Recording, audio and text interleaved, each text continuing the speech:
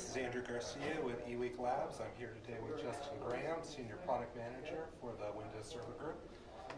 Today at the keynote address at TechNet, they announced a new service pack coming for Windows Server 2008 R2.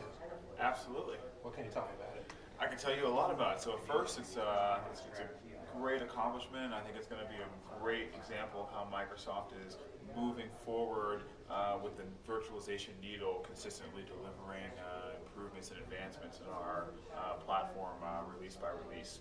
We've got two great new features that we are talking about. The first is dynamic memory, and it's a new feature of Hyper-V. And the second is remote effects, which will have very great implications on VDI and remote desktop and remote connections.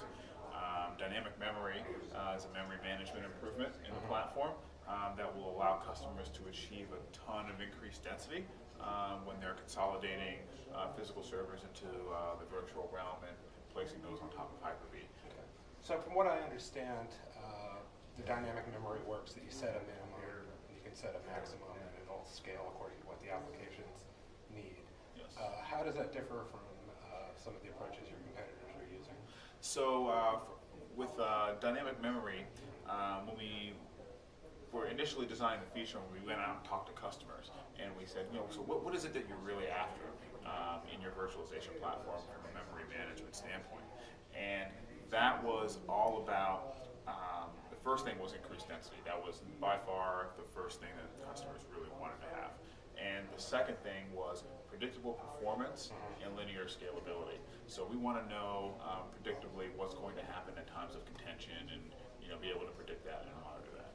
And the third is a feature that's designed for production use. So customers wanted to be confident that this was designed and that not only do we want them to run it, but we run it ourselves in Microsoft data centers. So that's all wrapped up in how dynamic memory was designed. And of course, with the initial and the maximum that you just talked about, that's also something that we think is very a great thing. And some other parts of it with a memory buffer. It's a minimum amount of memory that we hold aside that can never be brought below that from a particular virtual machine. And the prioritization piece, which is all around. At times of contention, we want to know which are the highest priority virtual machines to get memory that's available. So when you prioritize your VMs in dynamic memory, the ones that are the highest priority will of course be the ones that get the memory first in times of contention. Okay. Now you mentioned earlier that remote FX was going to be good for VDI deployments.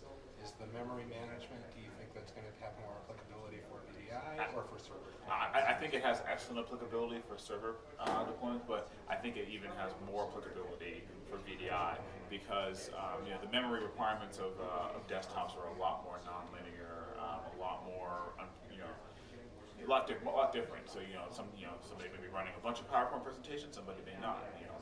There's a lot of difference in there, and we think that dynamic memory will really help increase the density by allowing that float in between the initial and the maximum.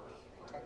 Now, as far as remote FX goes, from what I understand, you guys are doing some kind of time slicing off of the server GPU. I guess the first question is, don't really think of servers in GPUs. I mean, what's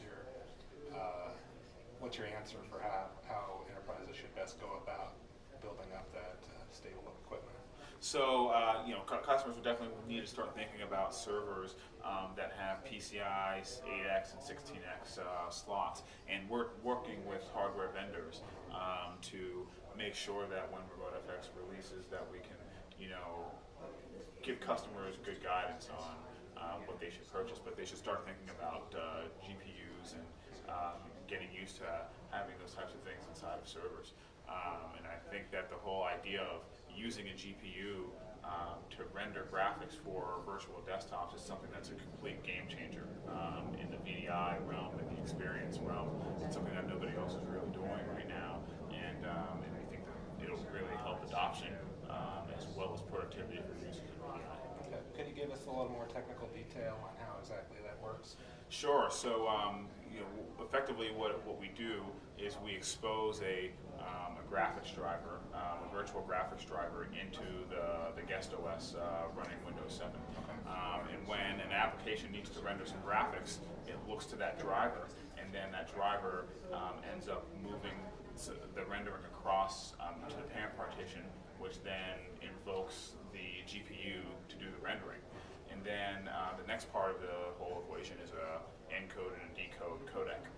So after we render the graphics, we then encode them and compress them, and then send them across the traditional RDP channel to whatever's on the other end, a thin client or a full or desktop device running the RDP 7.1 client. Is there anything in particular that's needed on that remote client end to work with this? It just needs to be able to support the Remote FX decode codec, or it needs to have the RDP 7.1 client on it.